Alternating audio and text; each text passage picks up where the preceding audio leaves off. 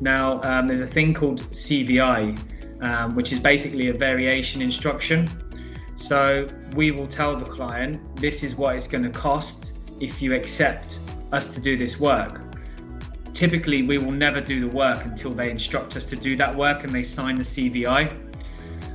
So we're kind of safeguarded there, really, because at the end of the day, we are obviously in contract, and there is in the contract that says that they have accepted our bill of quantities. Now, if our bill of quantities states that we're not actually doing any works to the ceiling and they want us to open it up, then we'll issue a CVI to them, which is classed as a variation, and they will know all the cost implications, if there's any time implications as well, if we do have to do any approval processes as well. So we're very, very clear from the beginning to make sure that we safeguard our position commercially and contractually. Okay, so in that case, does it mean that it has to go for approval again, and there is a cost to that as well?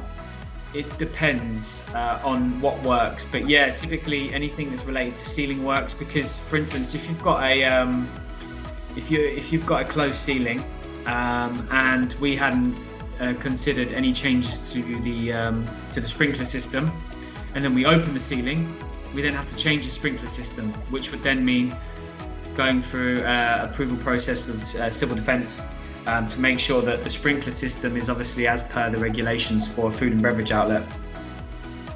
But again, I mean, for instance, we have variations where the clients will say, we don't want this type of carpet, we've actually seen this carpet, can you price for this? Or, we had recently a client of ours, we'd proposed blinds throughout the whole floor, and she said, well, actually I want blackout blinds now. So stuff like that is pretty easy. There's no approval process on that. But yeah, again, anything that's really related to MEP variations or opening or closing ceilings would generally mean an approval process as well.